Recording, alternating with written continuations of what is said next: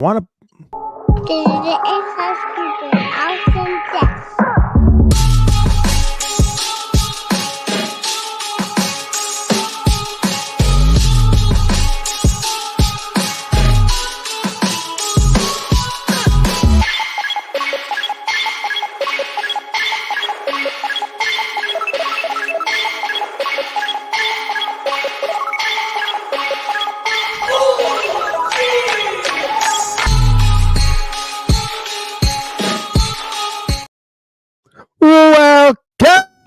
Welcome, everybody, to another episode of Inside Scoop with Alex and Jeff. I'm Alex Dingman. I'm Jeff Doss. What's up, guys? It is episode 251, but even more than that, it is 5 years of Inside Scoop. This is wild. This is nuts. And 1, 2, 3, 4, 5th.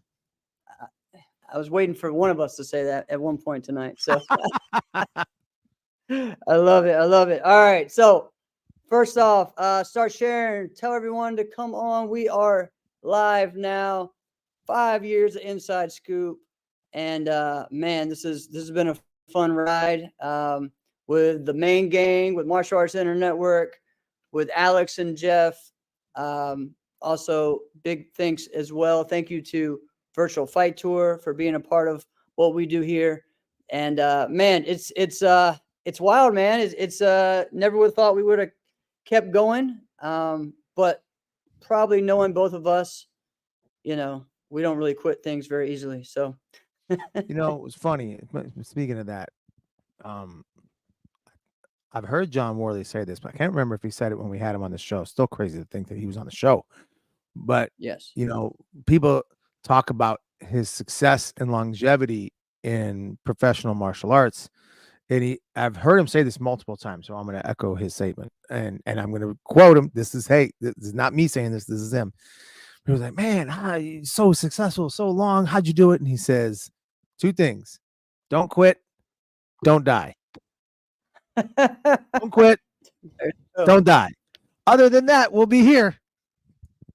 I don't plan on dying. I hope you don't.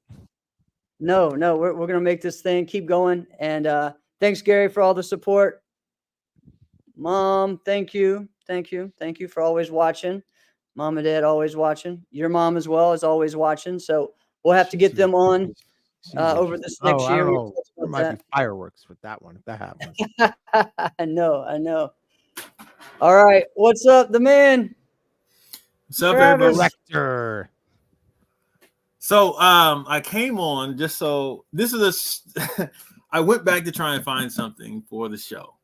And I found something that you guys have never seen, that I barely have seen, and it is the first episode you guys have ever done. But this is before the episode actually officially started. So it's us backstage talking. And I was already recording about doing this show.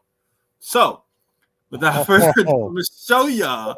They have never seen this clip before. So I'm gonna play it right now of this show. All right, you ready? I'm nervous. Yeah. All right, here we go. Oh boy. Okay.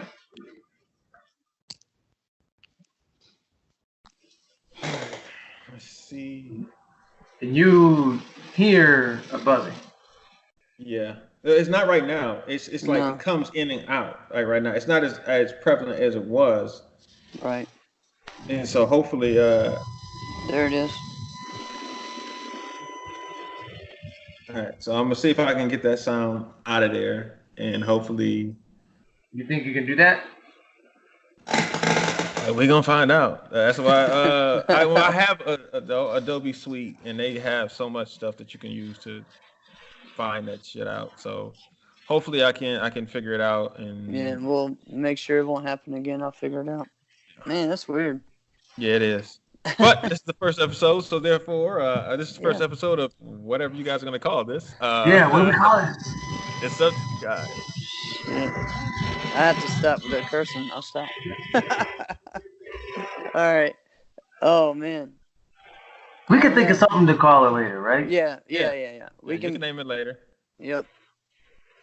If we just don't get to say what it is while we're in the show. Nah, We at may first I- find out what it is in the show. Who knows? Right, that's how I did it. We were talking, and it was like, you know what? Skip it. This is what we're gonna call it. That's a good point. Yep. Didn't think of that. Or you can put up. We can put up a poll about what you guys want to call it, and what people can drop names and stuff like that. What you should call your podcast, and then that Wonderful. gets into Yeah. it. Travis, so did the earphones help or not? Should I keep them in, keep them out? It makes you louder and clearer. Okay. All right. Now, as far as the sound goes, it didn't help. Yeah. Really. It is what it is. Okay. All right. You guys ready? All right. Ray Rock. Up to you guys. Go ahead. It looked a lot different now, didn't it? Oh Yeah. my goodness! Before we were going live, we were on. It looked like we were on Nokia flip phones. Is what it looked like. Yeah. Oh, you're right. We were on Zoom, and I had to do a lot of editing because I had to cut myself out of the pictures. No, And, we were on Skype. Oh, that's right. We were on Skype. Yeah, Right. we We were were on on Skype. Skype. And I would have to download it, and then I have to edit everything behind the scenes, try and get the sound to sound right. And it's before you guys had microphones. So Yeah. we've Yes. come a long way. So Quite a bit. yes. I was Yes. rocking. I think I was rocking an iPad for like almost the first year. Yeah. Probably. Same. Because you had, I think you had an old computer too at one point. You Yeah. did. Yeah. You went and bought a new one during the show, like one weekend or something like that. Yeah. What's up, Gene? Yeah. But then that's the thing is that then you fast forward and it's like, it's this and the light and the mic and the mixer. And It's a lot. It's a lot. yeah, It's crazy. is it though? Over 5 years, No. what? How much is it? But we didn't think. We just thought like, what are we gonna do? Let's try this thing on a random Wednesday night. Yo, But I here's the got thing. flashbacks though. I got flashbacks from that stupid noise though, man. You playing that now I immediately remember that. That was like Yeah. the worst thing ever. It was bad. To the fact that we didn't even release that episode, I don't think. And if we did, I don't even think we released that episode, to be honest with you. And No, maybe I should release it one day, just bad audio and all, and see if I can get it out and just see what it's like. But Was I the only one who couldn't hear that buzzing too? I had to be. you probably were the cause of it. Yeah. That's also checked To out. be honest with you, you probably were the cause of the buzzing. My to be honest. wonderful technology iPad. Yeah, I don't know what that was, but just think about the influence that this show has had over the last 5 years. I mean, honestly, because I hate to say, but it's a lot of shows that came out that were inspired by you guys and your I didn't show. really So think that. That's a good point. no, seriously, like so 5 years of inspiration, 5 years of influence on the culture of sport karate. So you guys have had a huge impact on that. So from everybody who's watched it, from who are behind the scenes, who've been on this show, thank you guys for these last 5 years of keeping the sport and trying to help us grow the sport. So and keeping the lights on at Maine. So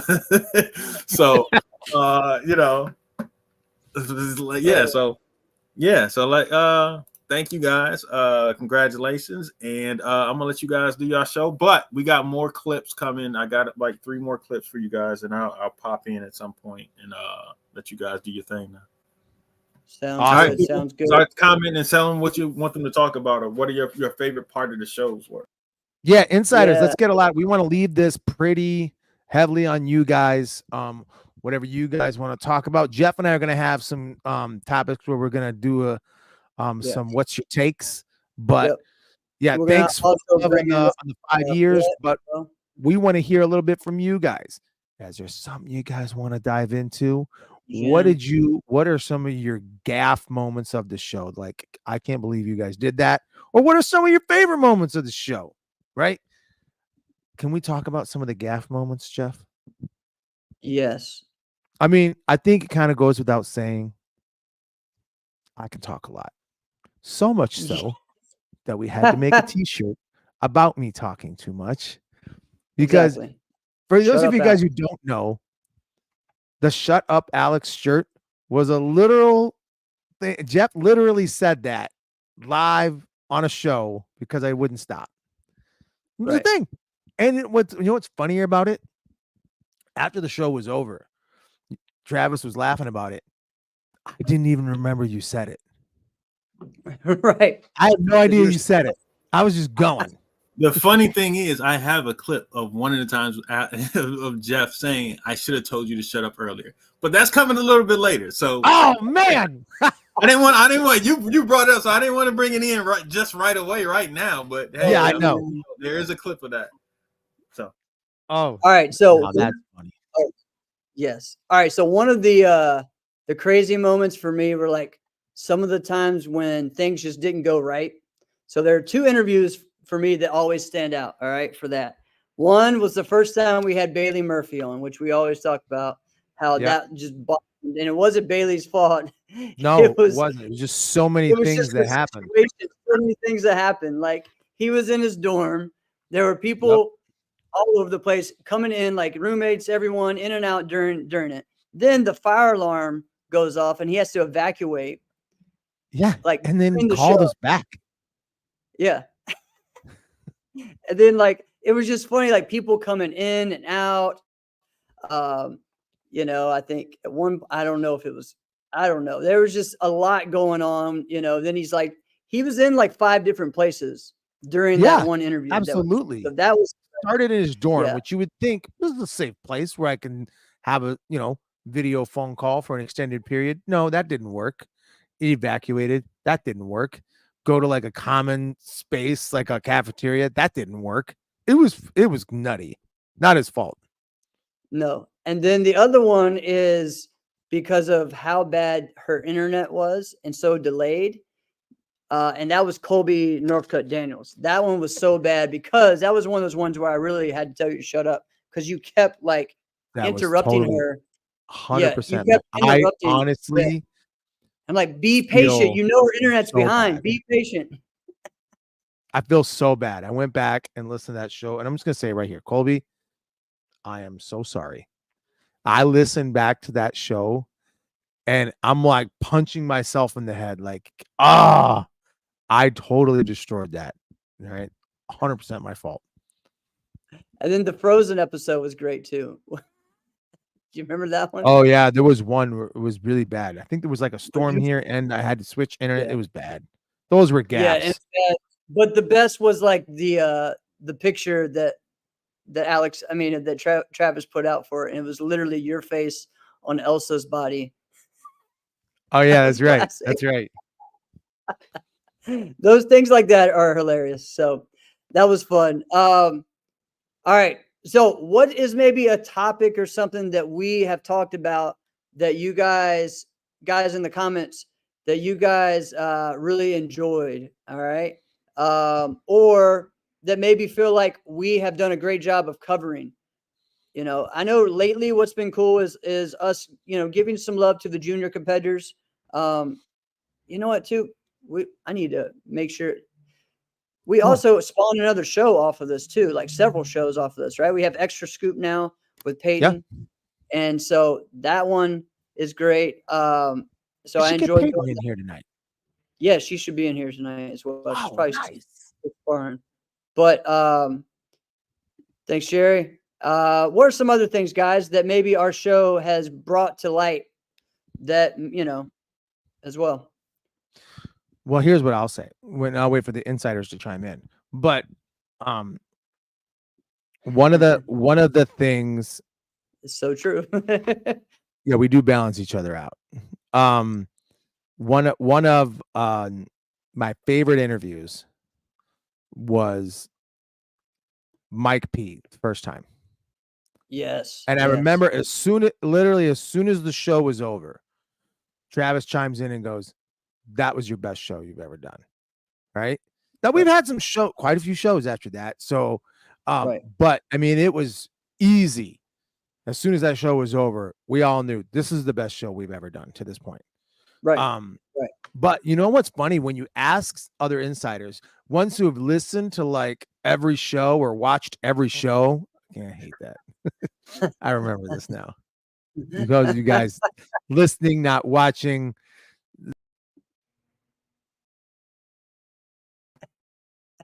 Love with that. But if you it's- ask insiders who have listened to all the shows, one of the episodes that they say they love the most is the Brawlin episode, right. which was like episode 3. Yeah. Yeah, that was Hey, early. I admit that's one of my favorite too. Well, that was where the original name that you wanted to do kind of came from, right? So Yeah. if people don't know, Alex wanted to call this like Story Time with Uncle Jeff or something like that, right? Yes. That's what he wanted to call the show. All right. What's Oh my up, God, Mike? you guys are hitting all of the clips I got. I'm just saying. I haven't mentioned it, but y'all hitting all of the clips I got. I'm just I telling love you it. that. I Right love it. It'll be fine. I missed So it. Either Jerry we're doing is a good job or a bad job. I don't know. Yeah, Jerry is saying he loves the Mondays after the tournament, which we have a lot of good recaps, and those are always a lot of fun. Even last week was a great episode. The week before was a great episode. Well, we have let's also mention that though. Mike Gates says your crappy Mike, internet. 100%, 100%. Mike, totally right. I live in the area where it's like I can get every internet, but there's only one that's good, right? And it took me 5 years to figure it out. So, dang it, wow, I just lost my train of thought. What was I just about to say? I don't know. This is I don't know. another thing. Oh no, What? I got it. So we were talking about Mondays after tournaments, but those are good. Listen, we would be remiss if we didn't bring up CTE. Yeah. Oh, of course. Because CTE is the original show, right? Right. CTE is the original show, and we were just Started. listeners like, man, CTE is fantastic, and we were chiming in, and We I don't were know, the team that comments the most. probably right Yes. for a while, and then they blew up. Just Travis and Chris were fantastic, and then when Carlos joined too, it was Yeah. fantastic. That's so I'm funny. still holding out that they're gonna have like a few episodes where they just come back like, hey guys, we're back for an episode, and it'll be Right. gold. You know what I mean? Right. I still think it's Exactly. gonna happen. I don't know. Who knows? I think Maybe they so. got something. Well, I in the mean, works. the thing is, what's funny is like you and I think like we were listening for a long time before it happened. Like I think we only started like 2 months after their show, or 2 or 3 months. Like it wasn't that much long, right? 11 episodes. Yeah, 11 episodes. All right, so Okay. So So like that's almost 3. yeah, because as soon as you and I were like, I think we were both on the show individually as well too before Mhm. we started on show. So yeah, there's so much cool stuff, man. Like we kind of made it. We're like, hey, we're gonna in some way, I guess we wanted to be involved. All right, that definitely, obviously, we wanted to. We're like, hey, we We were got something geeking out. Yeah, we were geeking out on the opportunity, so it was really cool.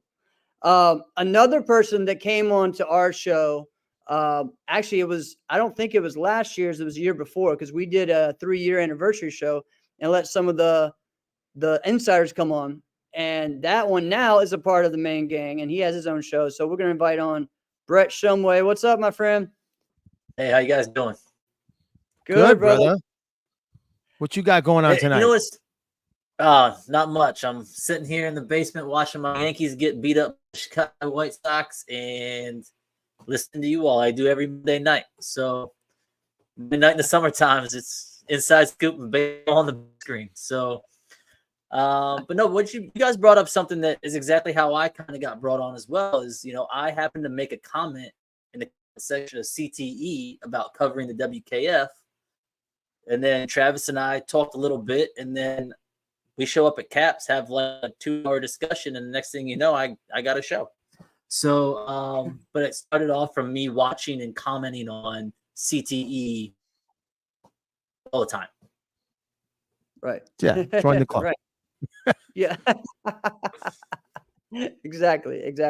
All right. So, Brett, while you're on, what are some of your favorite shows or topics that we've talked about? You mentioned before Korean forms. That's definitely something I think we can definitely take the credit on that one. I think Korean challenge, 100%. All the, I really think, of course, there's other people. It's never one person, but we definitely were pushing that.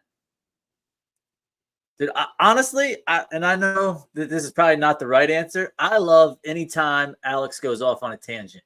I know, Jeff, it drives you absolutely bonkers when Alex goes off on a tangent on something, but it is my favorite parts of the show. And Alex just Right. goes off for about 10 minutes on a subject and just goes. Like, at some point, you know, sometimes you just gotta let's keep it rolling. Just let it roll. Just let it roll. We'll You know, I apologize know, in the Brett. morning. Just let it go. It's great. Because Jeff is trying to be structured and stick to a timeline. And every single show, I screw it up. If you guys could only know how few shows we've actually stuck to our time, it might not even surprise you. Who knows? Yeah, it may not. Well, the thing is too, all right, so when we first started the show, I was just doing that, didn't bother me as much because we were just going back and forth. But now that I produce it, and at one point Travis told us, hey, you guys can't go over an hour anymore. He kind of just gave up on that because we didn't do very good on that. I think that lasted maybe 2 weeks. So yeah. No, I was just gonna say I had to pay extra because of it. That's why I was saying, because we were running out of space. We had you guys' show, CTE, you had Raw, and we had Fish Kicks and Flicks. So we were running out of space to host it. That's why that's the only reason why I said, hey, look, we can't go over an hour. But I know. then of course y'all blew that through the water. So yeah. My bad. I love this. I miss bad. shows That's my bad. where Travis just comes in and clip, because that was always some of the most fun. Yeah. So that's why I do like. Oh, sorry. Go ahead. Oh, I was saying a lot of people. I mean, I personally like the top 10 list or the top 5 list when you bring people on, because honestly, if the show listed right and the three of us were just sitting at a bar having a beer, that's what we would be talking about most likely, right? So it's what everyone gets to see, what we would normally be talking about anyway. And it's great discussion. Everyone has an opinion, especially, you know, four martial artists, 9 opinions, you know what I mean? So it's like it's great that we can get in that discussion. Well, you know what's funny about, so Brett, you're right on. But what's also funny is we have similar like top lists. One, because we just stayed nerds of the sport, but 2, we're kind of around the same era. Jeff's always got a longer era than everyone because he started in 1954. Still young, and then he's still going. But you know, and for real though, I mean, you really think about it, Jeff. So I think you mentioned your first tournament as a black belt was 1994, right? As a black belt, yes, yeah. In 1994. Yes, doing NASCA as a black belt. So I got my black belt the very end of 93. And then I started NASCA in January. So let's just say, for the sake of conversation, 94 was when it starts. I know you started that level of tournaments prior to that, but black belt's another level. Okay. So let's just say that for example. So think of some of the people that were around and competing in 94. They were probably also around in 84.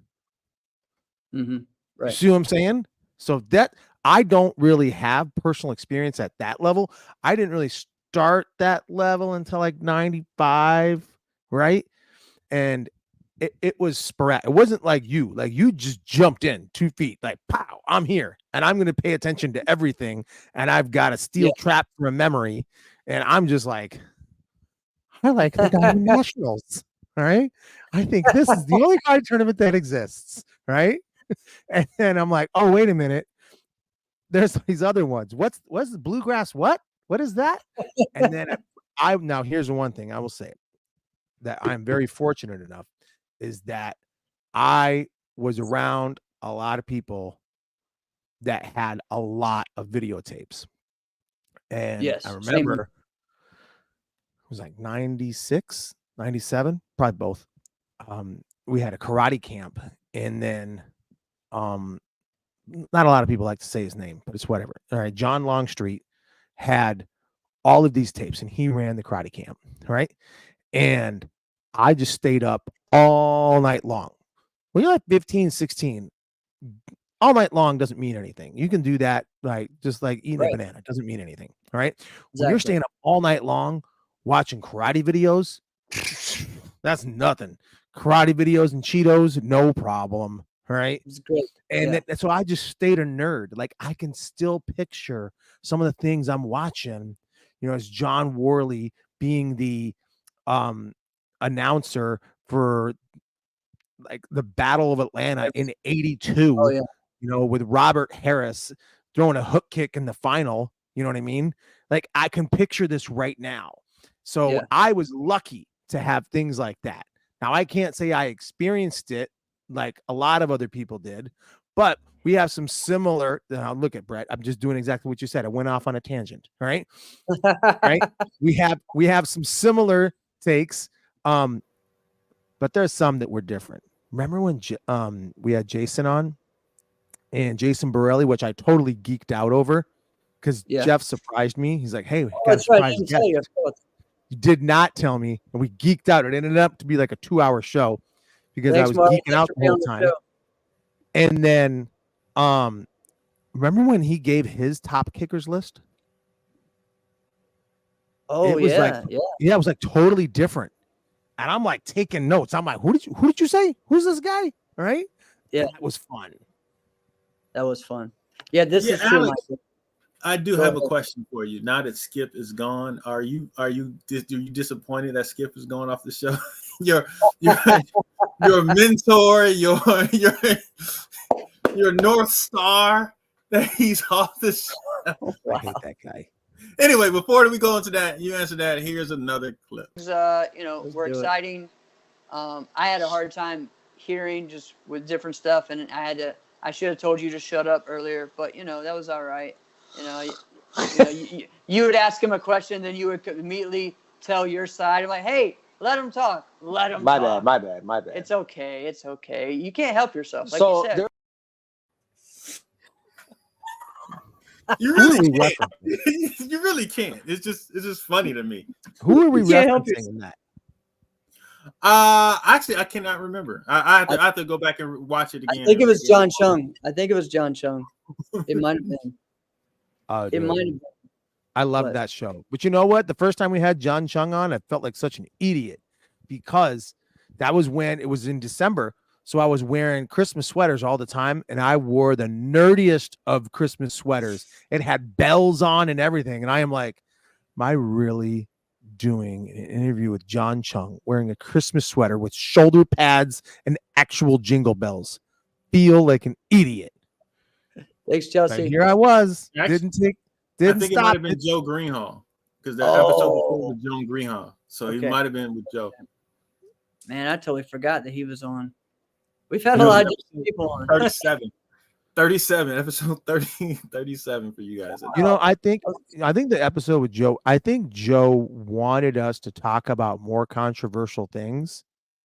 Because remember, he's like, bring it on. And Yeah. and I think what we wanted to do is we just wanted to talk to him and just talk about what he wanted to talk about. And he wanted us to lay it down and be like, what happened with this person? Yeah. You know what I mean? Yeah. And Yeah. I think we were just generally like excited to have the conversation rather than let's get into the details. What happened? Yeah. Whose Right. baby is it? No, I'm just kidding. Wow. Yeah, I mean, I think part of it too is like I still, even to this day, feel like he's so underrated on his contributions to the sport. And I think we were Oh, just 100%. excited. Hey, let's share that, and do that. And he even came on again. He said, hey, I have some stuff to bring up after some stuff to get off my chest. He called me, and I think he called you after too. Like, all right, let's go. Yep. He had a lot of things to say, and you know what? What was funny was that after he said that, he got some calls from some people saying, okay, we understand where you're coming from.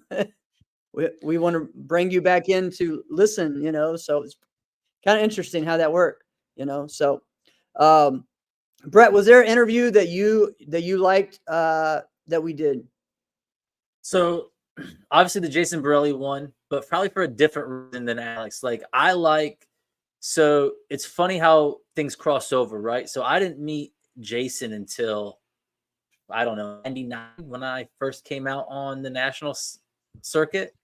But yet he named a guy that, I know from regional. We cross over regional. I mean, he named the Butcher Wilson, who is to this day one of my favorite fighters I've ever. I mean, I love the guy. The guy was, when I was like a young junior black belt in the regional scene, I'd run into him and he like took me under his wing, just literally laid out like this whole world that's out there that I had no idea, right? And he just was a great mentor. So I love the fact that, and I think there's a lot of guys like that go unnoticed. So for me, like Jason would give the props to like the local regional guys as well. Not just, I mean, everyone knows that everyone's top 5 is going to have, at least the same top 3, right? Nationally, no matter what list you're having, because they're just the best. But there's also those regional guys, like, like I said, he brought up Butcher Wilson. I know for me, it's like Danny Griffith out of Montreal.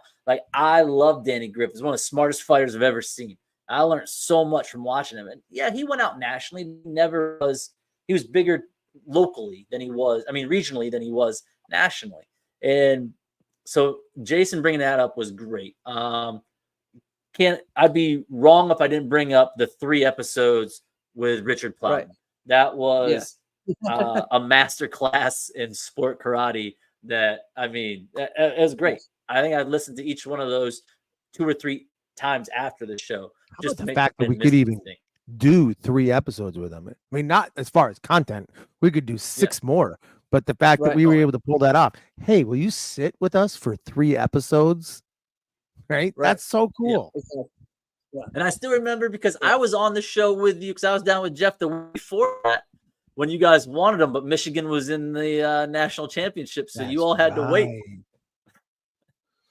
That's right. Forgot about that. Yeah, lots of fun stuff like that, man. It should always be forgotten that Michigan was in the national championship, but I'll leave it at that. Here's why that's never on my radar. Because I didn't really grow up I've never been in a culture where college football mattered wherever I was. It was in Minnesota, it didn't really matter. You were going to have a couple of good running backs and some big fat offensive linemen that were going to be okay. And out here, college football, what? There's no college football. It doesn't mean anything. So I've never really been in a place where college football mattered that much. Well, Notre Dame matters in Chicago. But no, it doesn't. It's in specific areas, right? You have to have gone to Notre Dame and then still are here. And but I'm also, here's the other thing though. I'm not in the city. I'm in the Northwest burbs. So I know better than to say I'm in Chicago. I don't ever say that. I'm in the Chicago land. Yes, we discussed that last week. All right, so while we're reminiscing and stuff, we want you guys to come up with some topics or pick a topic. We may put it in the comments, and we will discuss it or try to battle about it, or who knows? Maybe we may even skip it. Who knows? Hopefully not. But if it's untouchable, hey, I got one though. I was thinking this happened on Saturday that I somehow signed up to be a T-ball coach. I think I mentioned this before. That's right. Right? Yeah, you told that last week. Yeah. So I'm coach. So when we're in the game, it's here. This is how you swing. No, don't stand 2 inches from the tee. Back up. Little things like that. Here, stand over here. Get ready. They're going to throw the ball to you. No matter what's happening, first base, they're just going to throw it to you. So get ready. Little things like that. Right. But when we're actually coaching, like the coach is a nice guy. I'm like the assistant. I'm like, Jim, tell me whatever you want to do. I'll be here. I'm your assistant. He's like, oh, let's just play catch. Everybody just kind of find someone. And I'm like, Jim, I don't think they know the rules of the game. I'm just saying. I'm not even 100% sure now that the season is over that they still know the rules of the game, right? So, but I'm just like, let's let Jim do his thing. I'll be there supporting. Rah, rah. Let's go, Joshua. Little things like that. You know what I mean? what here's my take. Here's what I'm getting at. So our team was the Brewers. All right. We were playing in the last game of the season, we were playing the White Sox. That's what they do. You know, all the kids, you know, you're gonna be a different team, you're the Cardinals, yada yada. Okay. The White Sox sucked. Right. They literally to the point it was like watching, if you ever watch Mighty Ducks, right? And yeah. you know how the Mighty Ducks started? That's what this T-ball team was like. So when any one of our teammates hit the ball, the entire team ran and like bounced off of each other, tripped, and they just hogpiled each other on the ball. And we're like, what the hell is going on?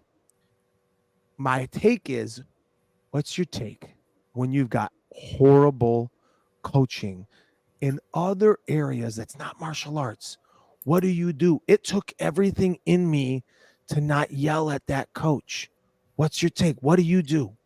Oh, that's true. What about you, Brett? So I've been fortunate. I mean, I'm super fortunate. My son runs track, so there's been some times where like the coaching really not so much like what they're doing because they're running track. There's not much coaching other than the pace, you know, while they're running. But I did go to my son, especially when he was like, you know, 14, talking about he needs to be in the weight room squatting 250 pounds. And like, you're, you know, as for me, I'm like, your body's not developed yet. You're barely a man, right? Like you're 14 years old. Why are you trying to kill your body with weights? Like so much more stuff. You know, that was the kind of the problem I had with him in running track. But I mean, T-ball, I mean, I love baseball. So my kid played baseball. And yeah, you're right. There's times I had to walk out. There's a lot of times where like I went and sat in the truck because I knew I was going to say something. And it was like, you know what? He's having fun. I'm just going to go walk. It's rough when you see bad coaching in any sport. I think it's because, you know, listen, even I'll even bring it into martial arts. Being a good coach is not an easy job. Not everyone can coach. There's great competitors who can't coach.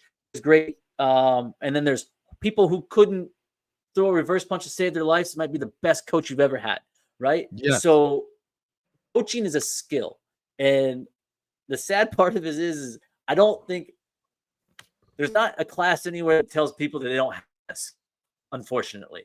And right. It's really rough when you see someone who doesn't have it, and you just like, and it's even harder when it's your kid, right? Because you're just like, you want to help, but at the same time, you know, I don't know. It's rough, but there's definitely times where like with my kids, I'm just like, all right, honey, you got the kids. I'm gonna take a walk. I'll be back. If I stay here, I'm gonna say something. It's not gonna be good for anybody. So yeah, you know, I get that. Go ahead, I Jeff. was just gonna say, Alex, I get that for when it comes to like soccer. You know, like so my son plays soccer, and it drives me nuts because I feel like all the teams he's on, they just like always wait or just immediately, if they miss it, they immediately run back to defense. And it's like, you could stay here and you could still be on offense, get the ball back and go. And it's like, we want to score, like, you know, like the bet, you know, but again, I don't know anything about soccer, but I still think I have more of a mindset of like what it takes to get out of your comfort zone and win. And in some ways, it's more about that than X's and O's, right?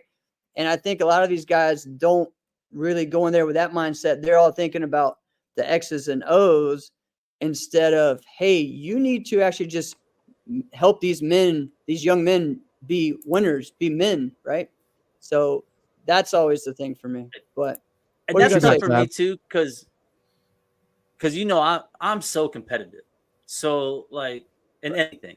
And like when I comes to my wife will tell you that I don't even let my kids win at like shoots and ladders. Never. Like I am the most competitive person there is. So like when we get to like, you know, in my son, you know, there's time like T-ball where my son was more worried about like, hey, are they going to have the red juice boxes or the orange juice boxes afterwards? You know what I mean? Like to him, it was like same orange slices. So what's it matter? Right. So, it just, that part was harder for me, that like when my kid didn't have that same want to win that I have, like that was harder for me than a lot of the other things. So let me share this though, Alex, before you go on your next, because again, Go. so my mom's Go. talking right here. She says she still has a difficult time with that. And I've actually had to kick my mom out of the waiting area to be like, stop talking during class to my nephew, right? Because who's in the class? Who's in the class. She's like coaching him and telling him, pay attention, this or that. I'm like, I tell all these other parents to quit that, and you're the one doing it. Stop. Go there. So yeah. So I've had to like tell her to stop, and that's never a fun thing. Because then she'll get yelling at me, and then that's never fun. So, but yeah, so she says she still has a difficult time with that. Yeah, she's that one that, because she knows everything and she's seen everything, right? And again, like I told you, in a lot of ways, and she was kind of like my coach for a long time because I didn't have, anybody. And there's a lot of parents that are like that in sport karate because, unfortunately, a lot of schools don't do sport karate anymore. And so the ones that want to, either when they have to go to someone else, their instructor doesn't necessarily like that, or doesn't okay it, or doesn't bring in, no matter what level of respect you show to them, if you want to keep that. So it's a very hard thing about our sport, I think, is that people don't understand the difference in sport karate coaches and then great senseis. And, being a great martial artist, they're all different, but they all come together, but it's a rare thing where what we're doing, so many people have to be good at all of those things. Yes. But like what Brett was saying, you might have somebody who you never saw fight one time, but is a fantastic coach.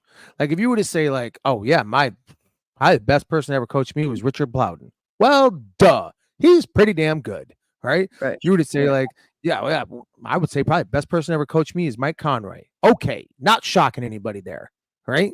And yeah, I've had that where and they're so, you can tell a really good coach when it's not rah, rah, rah. It's when they give you a one simple twist of like, just do this. Okay. And when Conroy was coaching me, and I'm team fighting the guy, and he's got his hand like a little bit by his hip. And I am like, all right, I'm totally going to kick this guy in the face multiple times. And he's like, Dingman, because he never said, I don't even think he knows my name is Alex. Right. Right. So he's like, Dingman, here's what I want you to do. All right. I want you to kick at his hand, and then I want you to set down. And I'm like, this sounds like a horrible idea. Right. And he goes, but when I want you to set down, I want you to set down. I want you to bring it back. He's not going to be able to help himself. He's just going to come at you and counter blitz you. When you set back, you're going to have space. Just side kick him. Oh, okay. Sounds good. That's very specific. And I probably got 3 of those on him that fight. And I'm like, okay, I would not have done this. I was totally thinking like he's sitting down with his shoulders tilted, kind of like Christian Rivas did, right? You're right, Abeda. He didn't.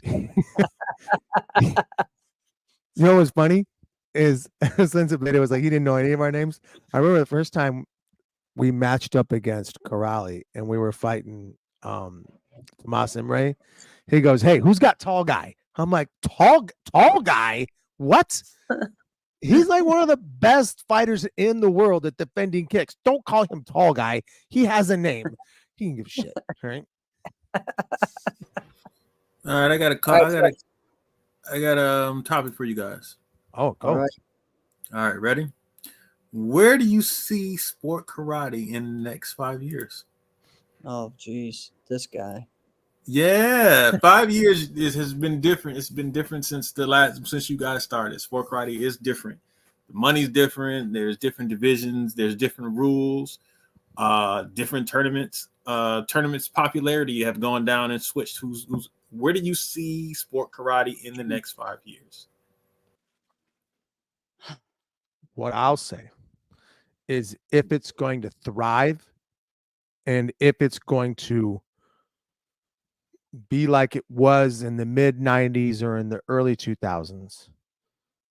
It is only going to happen because the top tier talented people just decide they just want to do this because they want to do this. They understand that, like, yep, I know there's not really any kind of gain for me. I'm going to spend a bunch of money. I'm not going to get nothing back, but I just really like doing this. So I'm just going to keep doing it. And if enough of them do that, I think that's when the sport thrives. I also think we're dangerously close to like a whole new look as far as national tournaments. And Oh, those yeah. things I was just gonna may say. die completely. It may get down to like 3-4 tournaments total. And it might just be total regional.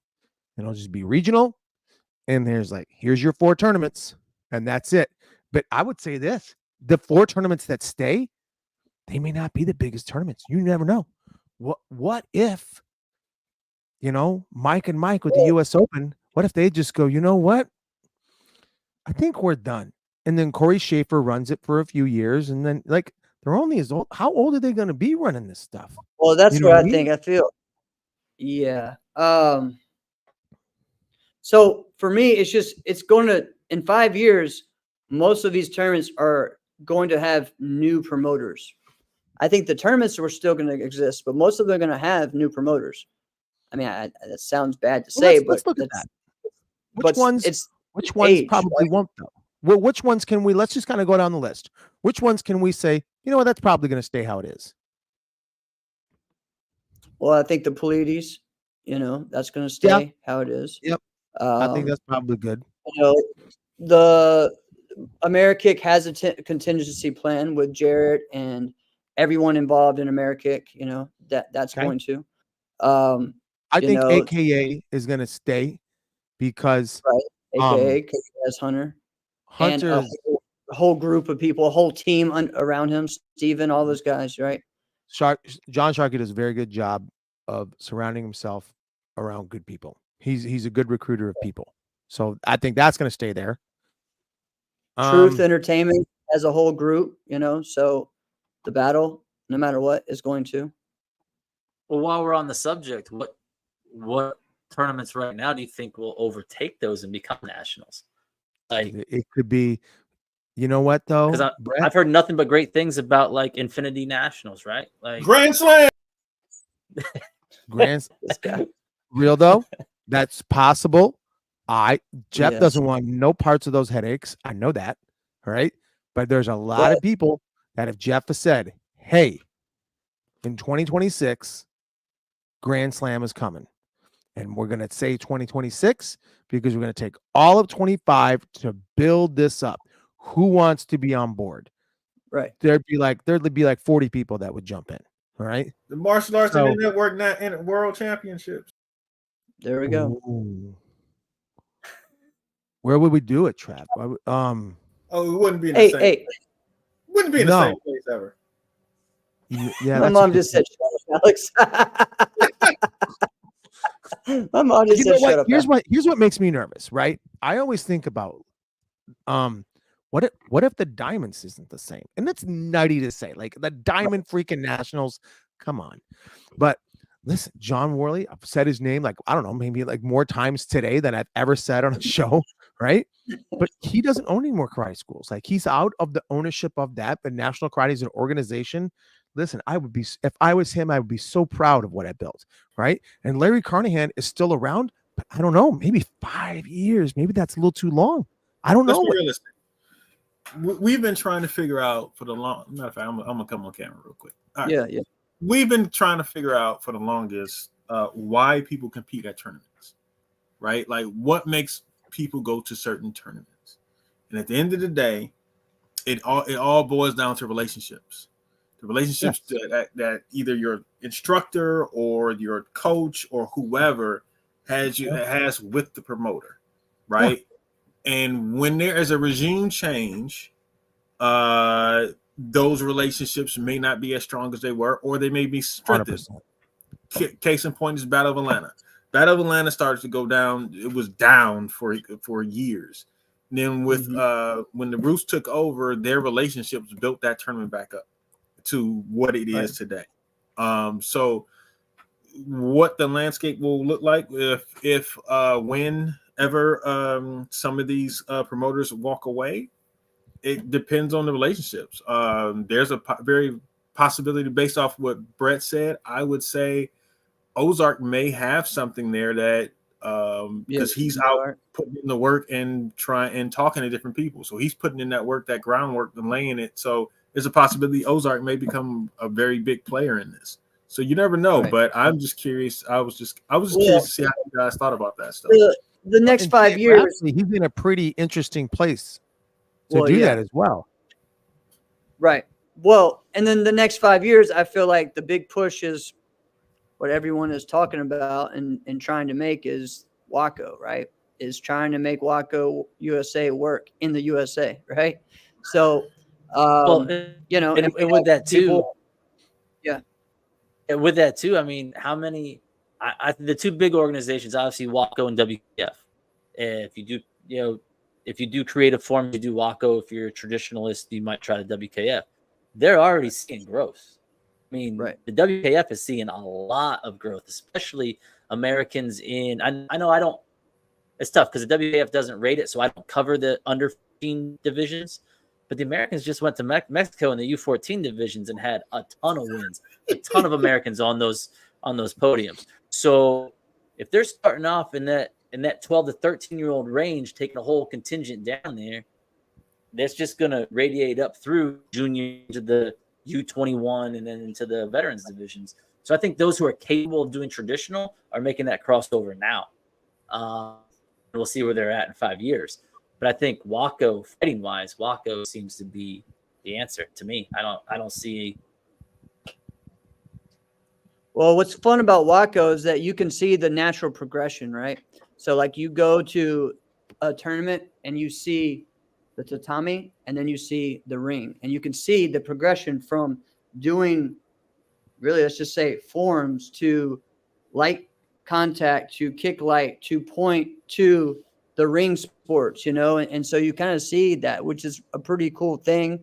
And I know that's something that they really want to happen for if they're going to have events that happen like that in America.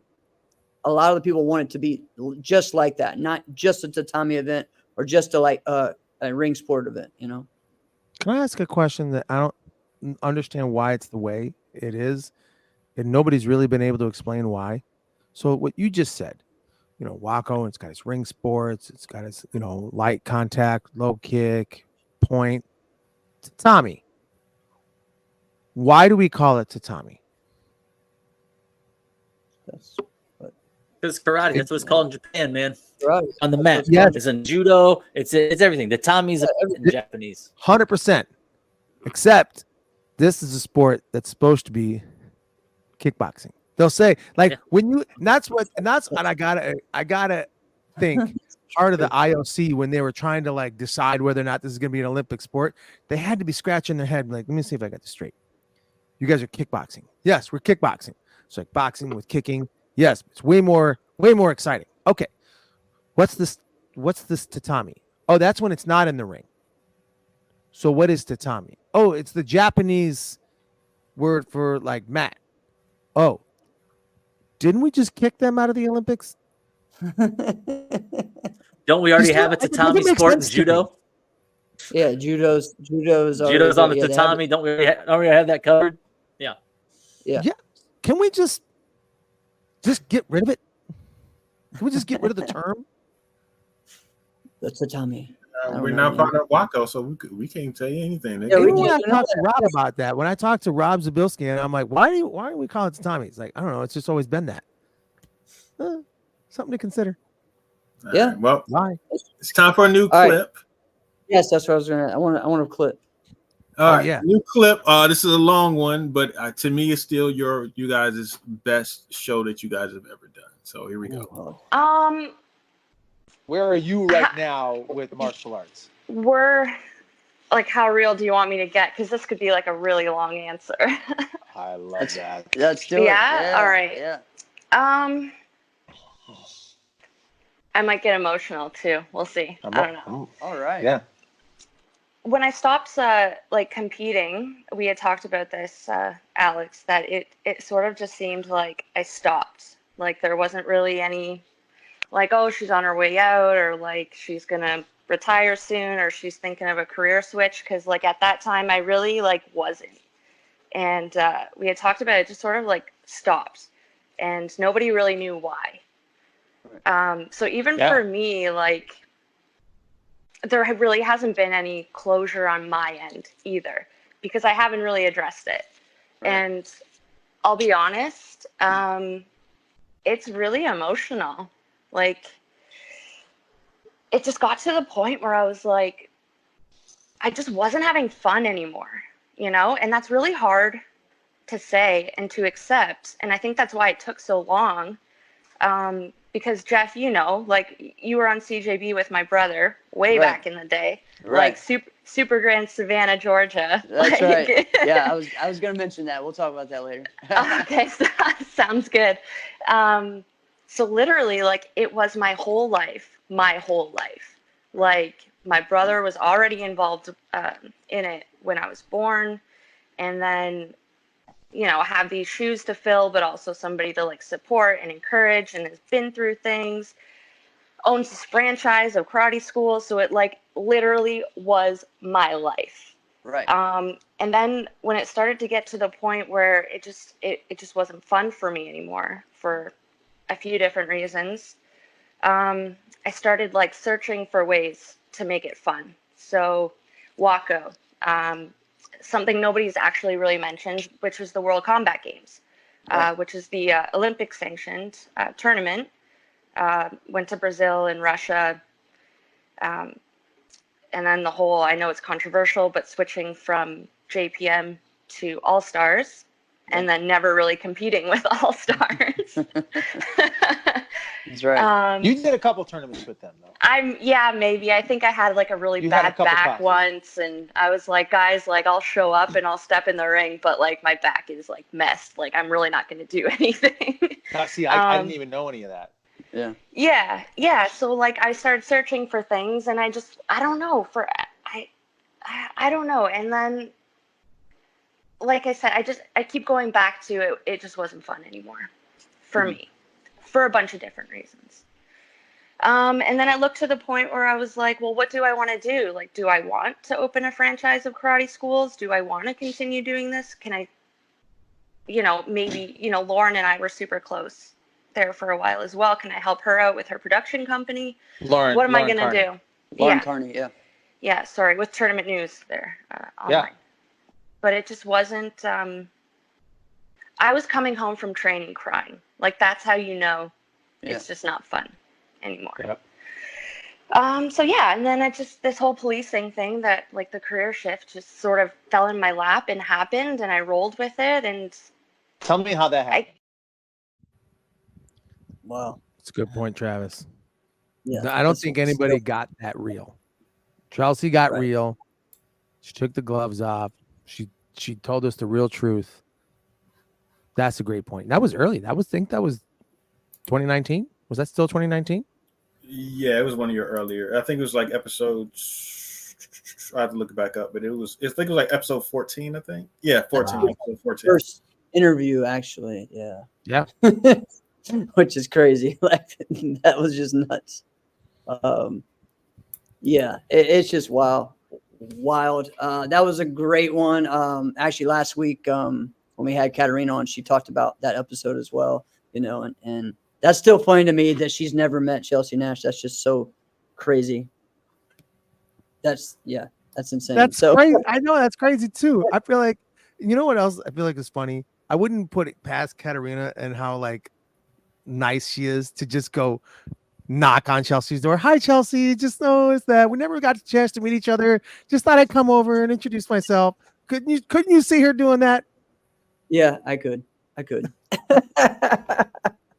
Oh man. Yeah, that one's crazy. I was hooked. I wanted it to keep going on. I was getting choked up watching it, Yeah. but yeah, it was. Well, and because with that one, we knew what she was talking about. Like we knew about the World Combat Games, right? We saw the switch from JPM to All Stars, and then not really doing as much, like she said, all right.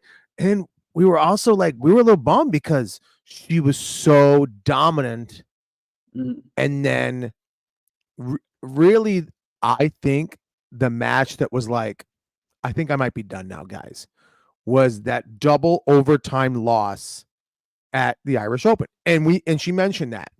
And right.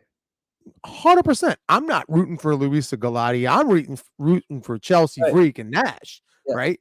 Yeah. And that was one of the more exciting fights I've ever seen. Both of them are so dang good. All right. What's happening, Mom? Thanks for joining in the show. But it was really exciting. And Gregorio DeLeo coaching, you know, he's a very good coach, one of the more underrated coaches. Luisa Galati, all right. If you don't know who she is, I'm not gonna say nothing. Just go start. Just go on YouTube, educate. Yeah, right. Just But one of the best. Chelsea was the reason why we can say Chelsea Nash is one of the greatest female fighters of all time. Is not just what she was able to accomplish, because there are other fighters that are accomplishing the same kind of thing. But when we watched her fight, there wasn't flaws in her game. It's not like, okay, you won this overall, but we're watching you make mistake after mistake in your match, but you just somehow were able to win. There wasn't many flaws in her game, right? Which was so good. You know what I mean? Right. And it wasn't that she was like physically dominant over people either. You know what I mean? Like, so it's like, it was true, like skill. So that's, I mean, it was a pleasure to watch, which, I mean, yes, skill, She but was she super- made it feel like she was physically dominant over here. But you're right, it was skill. right. She was actively passive too. That's the one thing that I always remember watching her fight, is that it's like she knew. She's like, I got full 2 minutes. I'm not going right now. There's fights I remember watching her fight where she was like 45 seconds just moving. Not even like, if that's her game not running, plan, just she's gonna just- stick to her game plan. just relaxing and I'm up by one. I don't really need the press. Just don't get caught with a kick. And then, you know, it was like she knew what she was doing. It was very, very thought out and very well executed. That's the one thing I remember watching. Well, so that's what's funny to me, that Katarina like has never met Chelsea, because even though their styles are completely different, the mindset's still the same. Because Katarina's the exact same way on, I'm fine. I'm here. I'm not going to do what everyone thinks or wants me to do. I'm not going to press. I'm going to stay here and I'm going to keep doing this and frustrate all these fighters because they hate what I do. And, you know, so it's very similar on that. So it's pretty cool to see the progression in those united fighters, right? Yeah, and I think Katarina was a little misleading in her show when she was like, you know, yeah, this is kind of how we do it. You know, if you're from Trevor's school, you're going to have the 0 point chamber. You know, it's like, not necessarily, right? Like Chelsea Nash exists in the world and she did not do a lot of that. Right. And she did mention Hunter Stevens, but it's like, no, yeah. Trevor is just a very, very good coach and he coaches good coaches, right? So he coaches them how to be good coaches. So it's not just like, this is our cookie cutter way of how we do things, right? Well, she mentioned that too. Yeah, everyone has a different style. Yeah. But yeah, you remember even with Chelsea though, at that time when Chelsea was out heavy, there was like 4 guys from that team. You got Trevor, Chelsea, Richard Steckham, and was good. What's the other guy? God, I can't think of his name now. Shane Baker. Oh. So Shane Baker. All 4 of them. All 4 of them back. fought completely different. Yep. Completely different. And then Casey was still fighting at that time too. She fights completely different. So I've never seen anybody fight like Casey. Casey's totally different. No, Richard Steckham was nice, man.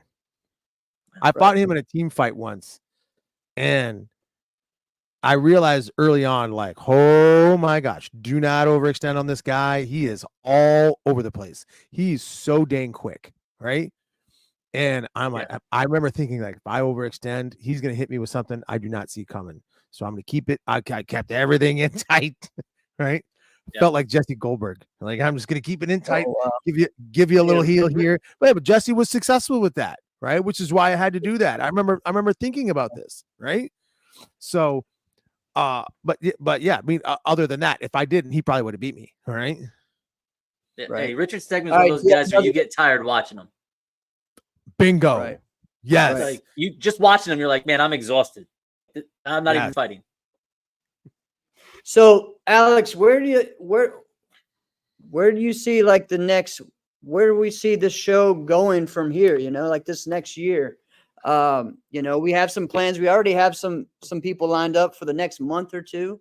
You know, we got to have you know, of course, virtual fight tour on. You know, we got Jesse Ray to talk about what's going on with the USA versus Europe #2. You know, we also got to have on our main gang, fellow main gang member Chris Walker, talk about his event he has coming up. You know, I have an event I'm partnering with and working on doing in October. So we have some things like that. If people don't know, we're also going to have Hector Santiago Jr. on the show in September to talk about. So a lot of our old heads are going to want to listen to that one. A lot of the 90s guys, 90s kids want to listen to that one. And a lot of our new guys listen to this person, because here's the deal. This is what's funny is, like, I put the question out, who was the first person you saw do a cheat 720, right? A cheat 720 is really, in a lot of ways, one of the most common techniques we see now in tricking and stuff to set up things, right? And for me, the first person, and I still think they were the first person to do it in competition, was Hector Santiago Jr. And the second person was Jennifer. And Jennifer was like 10. Okay. So, like, what year would that have been? I'm trying to think. They were the that ones, you saw it. ones that and that was 94. It was right after damn. Carmichael did the 2-foot, you know, the pop 720, right? So within that same year was where they did that. So and the thing is, he was an all-around martial artist, one of my favorite fighters to watch. Amazing kicker and just crazy just movement. And you know, he's got a lot to share about, like, growing up with Metro, you know, which we haven't really told that short story yet on the show. Well, I we still need can't the right believe people to tell that story, and he would be a perfect person to tell it. Exactly. I still can't believe we haven't had Raymond on yet, so we're gonna have to make that happen. There's a couple people that we need to have on. Ray is one of them. And listen, 5 years is too long. I actually called him. I was wanting Ray to come on the show. I will not tolerate any Raymond slander on this show. He's the best. That's the way it goes.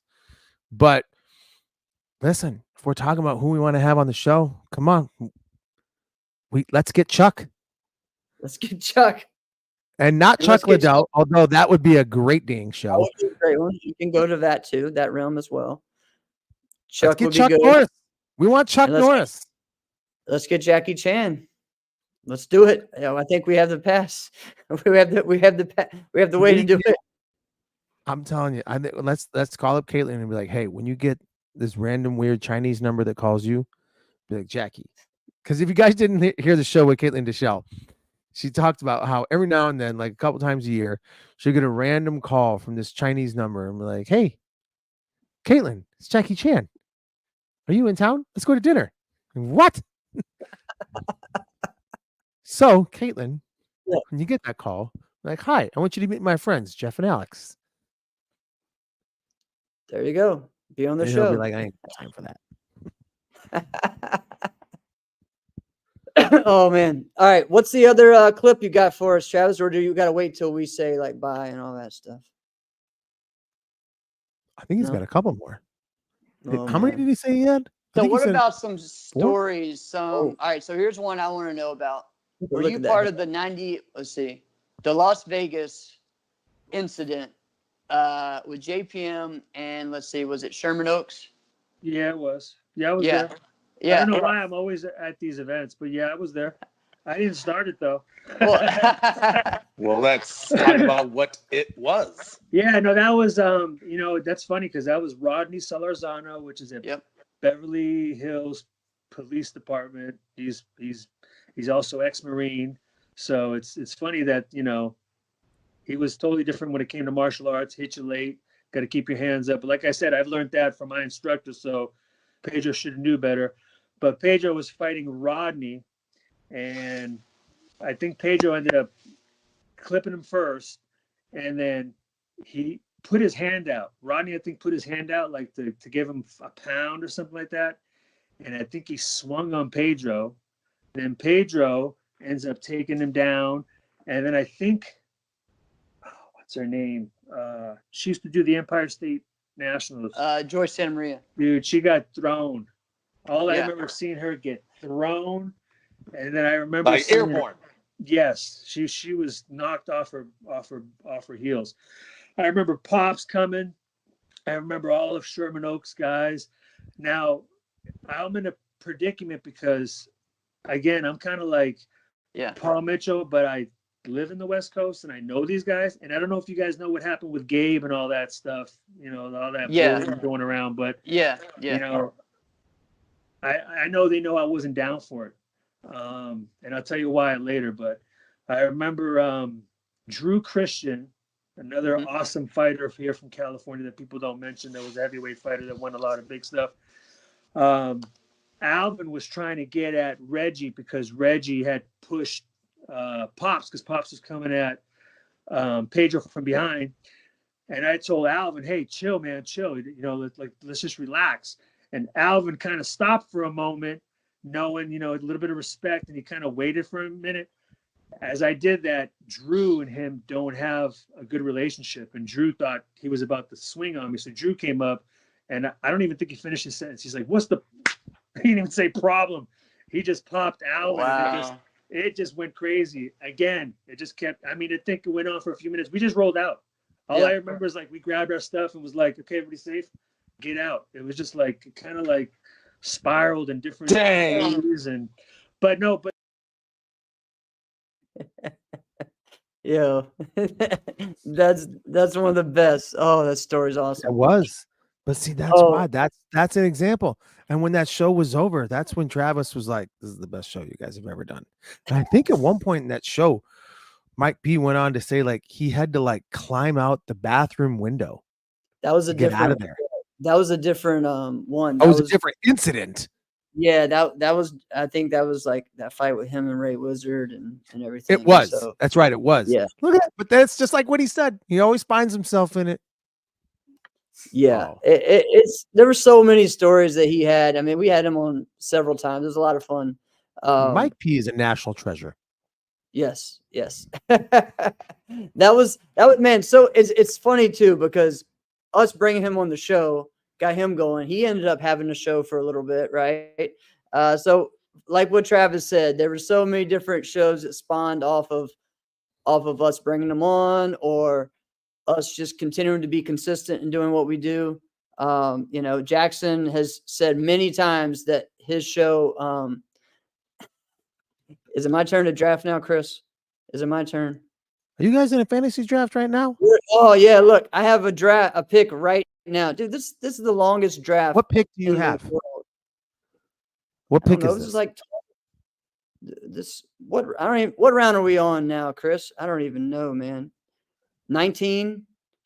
Is this the Yeah, draft this- that you were telling me is 4 days long? Yes. That is ridiculously stupid. Just This has go been for longer. it. Okay, this is One long. shot. I can't believe that. Who's got time for that? 4 days? I don't They know. even I didn't do think I had it. I didn't think I had time for that. 90 seconds per pick. Go for it. 4 hours per pick, bro. 4 hours per pick. Let's go. What did you just say? 4 hours per pick. I mean, now we're trying to push everyone to go a little faster, but yeah. Yeah. Chris is like, and the thing is, I I'm had so a, glad I didn't join that league. I don't know, man. It's gonna be fun. It's gonna be interesting. So What- yeah, Chris is in there, Robbie's in there, Ross is in there. It's Ross's league. So we got ours on. We got our inside scoop one on Wednesday. Hey, are we gonna go live Yes. when we do that? Let's do it. Yes, Let's we'll go try live. to. We can go live for a little bit. Let's go That'll be live. fun. What the heck? Yep. Let's do And it. see, we've had a lot of fun on that. Hey, and so people don't know, I've won 3 years in a row. Let's just I remember still that. can't believe that. You get different picks in the draft too. Sometimes you're early in draft. Sometimes you're like the last pick. Where are you drafting this year? I have no idea. I don't even know what's going on. See if I can. I don't even look. think I have my app even activated yet. I hate so. you. Oh, Chris. Yeah, man, this is gonna be fun. So that was an awesome show. With Pombero, man, like what I was saying before, I think it was saying that Jackson has talked about us being the reason why he does what he does. And every time that I do an interview with him or a live interview, he always mentions that and talks about our show. So it's a lot of fun, man. This is great. Because of that, Black Belt Magazine started covering sport karate There we again. go. There Yeah, we and go. then Jackson Rudolph had the JRP, the Jackson Rudolph podcast. And he said because of when we had him on. Yeah, right. That's what I'm saying. So you guys indirectly but directly are responsible for bringing Black Belt Magazine back to sport karate. Very easy there. Put that feather in your cap there, buddy. I'll take it. You know what? We'll How about it. this? We also had a little bit to do with some of the virtual fight tour matchups. Yeah. Here's another one I was thinking of. All right. I would like to see this matchup. 3 rounds. Luis Nunez, Tyreek Saint. Okay. I know That would be 3 rounds. Yeah, let's see that. 3 rounds. Let's go. 3 rounds. Luis Nunez, Tyreek Saint. Now, the reason why it may sound like I don't know, because Tyreek is an athletic freak, right? And didn't he flip off the cage once? Didn't he do something like that? Didn't he? I think he tried to score off the cage, didn't he? I think he tried. Okay, that's what it was then. He tried to score off the cage. Yeah, that's freaking crazy, right? Who even can do that, right? So anyway, the person who scored off the cage is Chris. Yeah, Chris did that though. Chris Walker. Mm-hmm. Did anybody else score off the cage? Nobody else successfully scored. People tried to get off of it, but only person who actually scored a point was Chris. That's awesome. So, because we would talk about Tyreek in the same light of Bailey Murphy, as we should, right? They're both that athletic. They're both that talented. They're both that good. But listen, man, I'm telling you, something about Luis Nunez. This guy just finds a freaking way to win, right? Yep. When you have to say like, okay, Luis Nunez is really damn good. What's his thing? Just a damn good fighter. Good fighter. Right? Yeah. Just a damn good fighter. He's certainly not long, right? He's certainly not tall, right? Right. But he is quick. You wouldn't say he's the fastest, right? He can kick. You wouldn't put him as like one of the best kickers, right? But there's nothing he can't do, right? And like one of the last times they fought each other, he won. Right. So yeah, I'd like to see 3 rounds of that. Let's set it up, Jesse. Yeah. All right, here's where you're drafting, by the way. I just looked it up. Okay, here's the 10 people in the draft. And what we got. Troy Sexton has the first pick. Oh, he needs the first pick. He needs it. Well, Angel Diaz has the second pick. Oh, he needs that big time. All right, Angel Diaz, man. We love you, brother. Thanks for all the support. And he stepped in many times for us for several shows. So thank you. But he may be the worst fantasy football player in all time. Him we'll help him out with some Sam. trades. Okay. Oh, who's the other one? Sam Lang, right? Is that who it was? Yeah, Sam Lang. And then who else is not that good? No, Romani Elisea. Yeah. Romani. But he was like, hey guys, it was a lot of fun. But remember when he was like, hey, but don't take me out of the group chat. I want to be in the group chat. Yeah, that's right. That's right. Hey, I'm not going to play this year, but I want to be in a group chat because the group chat's fun. It is. A lot of that is due to Troy Sexton, by the way. Right? It's true. Third pick is Steven Harshberger. 4th pick is Jackson Rudolph. I have the 5th pick. Jim Fish, he is the 6th pick. Joe Hartley has the 7th. Mike Bates is number 8. Jeff is 9, and Kevin Walker, new to the Inside Scoop League, has the 10th pick. But remember, it's a snake draft, so the 10th pick of the first round has the first pick of the second round, so you get back-to-back picks. So where Troy has the first pick of the draft, he doesn't draft again until pick 20. So I got to pick my pick, my pick, like the order that I pick in this league with Ross and everything, and I actually picked 9th because for some reason I just had an idea that I was going to be 9. I said, I don't know, I always work well from 9, and there you go. Wait, I'm here what again. kind of freaking Fantasyland draft? I guess there you go. Never mind, I said the word. Is that you get to pick your own pick? Well, there's like it goes through. Are you drafting coaches too? What is this? It's wild, man. It's wild, but it's a lot of fun. All Brett, right? do you play fantasy football? I don't play leagues. I'm big into DraftKings for baseball, and there football you and go. college football. I'm instant gratification. I want it that day, and if I lose, I want to pick a new team next week. Are you up? Do you pull good money from that? About broke. Well, baseball, I'd probably break even. Over the years, I've been playing for probably 4 or 5 years. What's that? Baseball? Yeah, baseball. And those are every day. So if I play baseball, I'll probably play 4 or 5 times a week. You might win a couple hundred on one day, but then you might go like 2 weeks where you don't win anything. So Dude, I do fantasy basketball, but fantasy baseball, I don't even know. Like basketball, it's easy.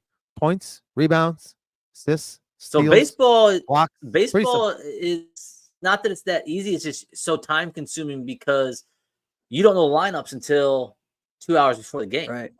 So Anybody you can gets pick that. somebody, and then if you didn't check your lineups and they got an off day, then you got to get in there before because once that game, the Especially if first it's a pitch pitcher. going, he's out. So you know So- what? One of the Fantasy funnest, baseball best is the things we did. Go ahead. I was saying fantasy baseball was the first fantasy league. That was the first one that made it all. Was? Yeah. It was.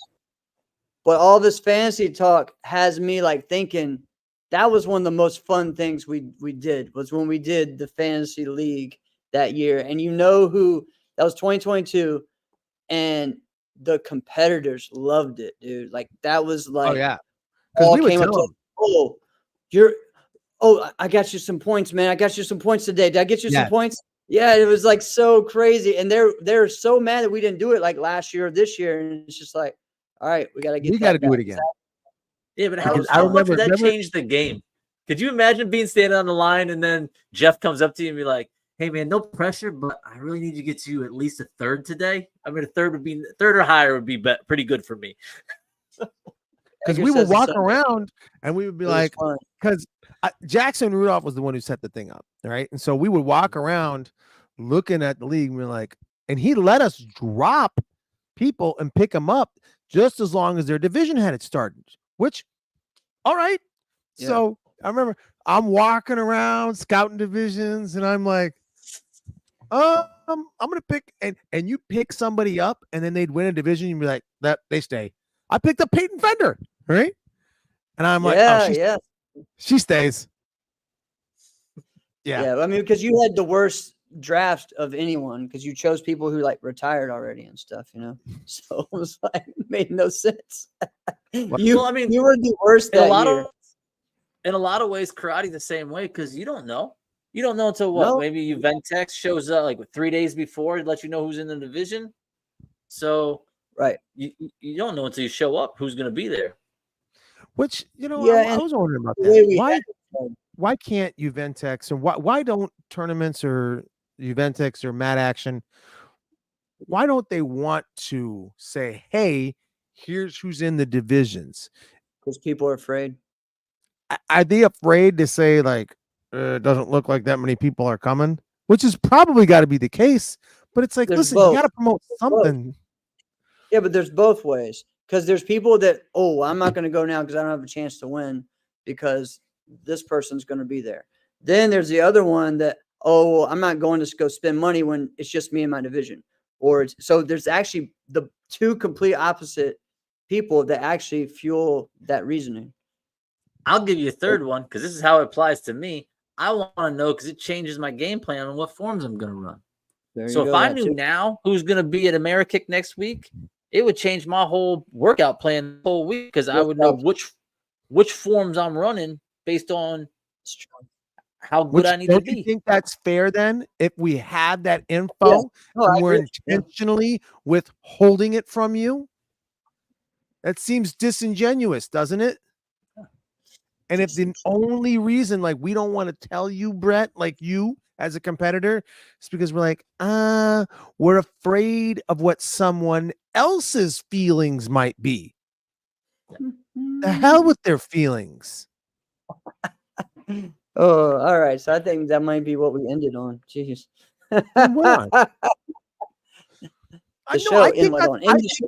I think we should start to do that. And then, yes, I think you're right. There's going to be people that are like, yeah, I'm not going to go because so-and-so is going to be there. But they probably, if they did go, they weren't going to compete. As soon as they saw said person, they weren't going to fight anyway. Right? Yeah. If that's going to be the case, as soon as they saw them, let's just say it's like a Cam Dawson or Avery Plowden. They were like, well, now I'm just not even going to fight. I don't want to have no bit parts of that. Okay. Here's a great story. Here's a great story, Alex. Here's a great story. Super Grands 2004. There was someone who was competing. I think he had a top seed. And Brian Plimple decided to show up in wild card. And he immediately took his card out and left. So, yeah. So wait, this guy had a top seed. He had a top seed. He had a top seed, which means he wouldn't have met Brian for quite a while. Right. And he took it saying, oh, well, I know he's going to make it all the way to the end. Or actually, he might have took it halfway during the division. I was like, oh, he's really going to do this. He's really going to do this. Yeah. So my question is, hey, are you going to be bold enough to say who that person was? Oh God. I've mentioned this guy on the show many times, and at one point he was listening to our show and was very complimentary of our show. But he was also featured on the Brawling episode, where he was someone. Mom says no. He was also someone who got into an argument in a fight with the Matrix. He got into the fight with Chris Malares, and he was one of the ones that asked for Raymond to be a center ref during a street fight. Remember that story? Yeah. That, of all the stories you've told, of every single one, without a doubt, that's my favorite. Dude, because there's 5 stories within the story. Yeah, and who was watching? Remember who was watching from up in the suite? Steve Harvey. Steve Harvey was watching Raymond Daniels center ref a street fight with this guy. How am I just forgetting his name right now? Literally, like I was about to say it, I can't. With Matrix, and we'll call him D Nice, is what we used to call him, D Nice. All right, and he had a team for a little bit. All right, on there. So yes, I said it, but I'm just saying, man, that was wild.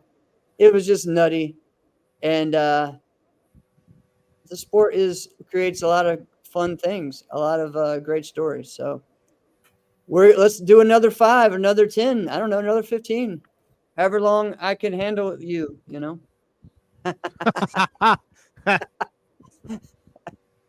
Oh man. All right, Travis. Oh, we gotta say another thank you to Travis. Thank you so much, Travis, for everything, for letting us do what we do. And let's without keep the growing director, this thing. there is no show. There is no Martial Arts Center Network. There is nothing. He took a jokester and a highly skilled martial artist and had the idea to create fantastic show and podcast. I'll say it's fantastic. I think it's fantastic. Hey, when did we create the name? Was it second episode, third episode? No, What was I think that? it was deep. It was quite a while in, I think. I don't remember It was like exactly when we did it. I think I threw out different names for you guys. In some way, shape, or form, we came up with this Inside Scoop with Alex and Jeff. Yeah. I don't know. Oh, I remember how we came up with the name because I was talking about the inside stuff from the NBA, and I was just like, "Oh, remember that? Remember that?" I can't. I was just because I'm always talking about the Make NBA. the show like that. Yeah, that's what it was. Yeah, and then we were like, maybe that's the show, and then like at a couple of what about this? What about this? Inside Scoop came out. Oh, trap! Because I said let's call it the Inside Scoop, and you're like, no, drop the the. Yeah, you did the Facebook. Yeah. He put the little meme. He put the meme of Justin Timberlake. Yeah, right. I'm Justin Timberlake. Just dropped the. Jesus. Yeah. It's so funny that we remember this vividly. I do. I do remember it though. Insiders, if you're not enjoying this, at least we are enjoying these flashbacks and memories. 1000%. All right. Well, here's one more. Last one. All right. All right, man. All right. All right, buddy. I know we'll have to come up with like some way for us to end it every time. We'll get better at this as we go. This has been another episode of Storytime with Uncle Jeff. Story time with Uncle Jeff. See, that was almost the name of the show. Oh my god. Well, I just felt wrong with that. I don't know. It's kind of creepy. I don't know. You know what? You know what? You want to know where I came up with that? Do you remember when Chris Carter was on First Things First? I used to watch sports shows. I don't watch them anymore, really. But do you know? You know what I'm talking about? Because Skip Bayless left. You don't watch him anymore. No. So Chris Carter. This right Yes. here is an autographed Hall of Fame Chris Carter picture that my boys Troy Sexton and Joe Boone gave to me as a wedding gift. Love that. Anyway, I remember always watching that show, feeling like half of the show was sports debate, and the other half was like stories with Chris Carter, and you just felt like you're just sitting down in your living room, listening to Uncle Chris tell you stories. And I got the same feeling about you telling stories, and I'm like, that's what this is. This is story time with Uncle Jeff. Yeah. It is. It hasn't been that in a while. I'll have to bring back some stories, I mean, there was just so many in the beginning, and then you forget. But no one knows him like you do, Jeff. Like, I have Mm-hmm. had conversations with Jeff about stuff that happened in my neck of the woods growing up in upstate New York when we were doing. And he's telling me something that, like, we're telling a story, and Jeff's telling me something. I'm like, oh, you weren't there. But, like, how do you know? Like, this is our story. Like, I was there when it happened. I was part of the team it was happening on. And then Jeff knows it like he was right there. So it's Jeff just seems to know. It's all an Also, act. It's all- I will tell you this, Jeff, and I've used this before, and this any insider out there use this. If you travel to a new area and meet someone karate, and they say, "Oh, I do this type of karate," ask them if they know Jeff Doss. I guarantee you, I cannot lie about this, Jeff.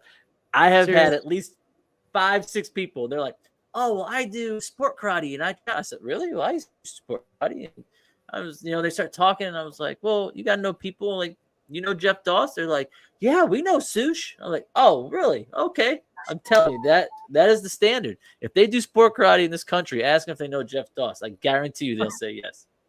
Well, actually, Brett, that brings up another story. Jeff, remember the one? This was a funny ass show, right? Remember the one where I went to a tournament out in the burbs out here, and it was a rare thing where I didn't know anybody and nobody knew me. Now, when you first start going to karate tournaments, you don't know anybody. Well, you know who they are, right? But they don't know who you are, right? Because you're like, "Oh, look at that so and so and that so and so."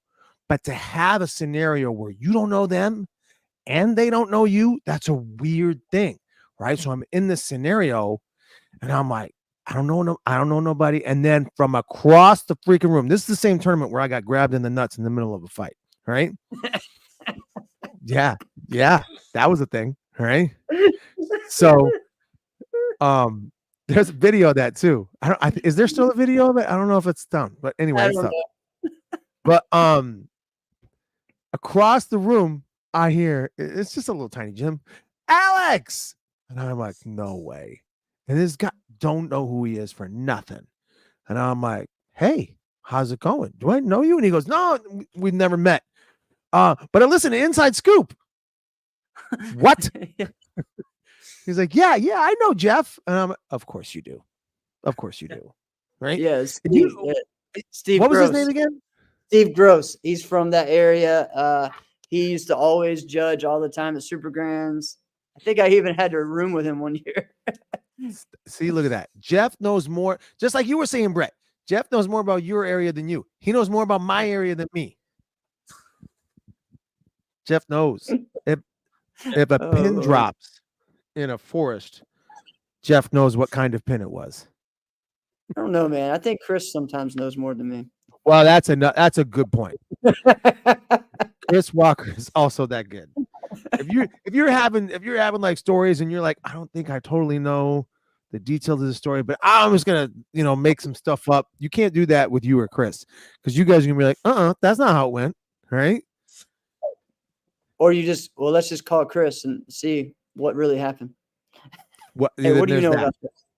Well, and then he finds a way to still today, like, be connected. If there's ever like, ooh, this thing might be happening, but I don't know. There's still some conversations. We're not sure if it's going to go down or not. He knows. Right. He knows. He already knows. He already knows the end result. He knows, the finale of American Idol before the show even airs. Right. He's one of those guys. Right. Oh, man. Right. You're right. Oh, man. All right, guys. Thank you guys for 5 awesome years. Insiders, main gang, everybody. Thank you guys so much. Thanks, Brett, for joining us tonight. And, it was a good time. Thanks, Travis, for all you do. Thanks, Alex, man. This is, it's crazy how this friendship kind of has spawned over the past 5 years. No, right? So it's nuts. Been a good thing. So, what's funny is this looking at guy do you notice like in all the clips, you notice our haircuts, they've kind of changed. Look at it. I'm the one with the low one, and then you went with the longer cut. Yeah, I like it. Yeah, it's true. It was so comforting to my heart to see you rocking the cap in those videos too. Yeah, I forgot Because about you that. wore that thing For a while. all the time. It's true. All the time. That's funny. All right. This has been another episode of Inside Scoop with Alex and Jeff. I'm Alex Dingman. I'm Jeff Doss. Thanks, Brett. Thanks, Travis.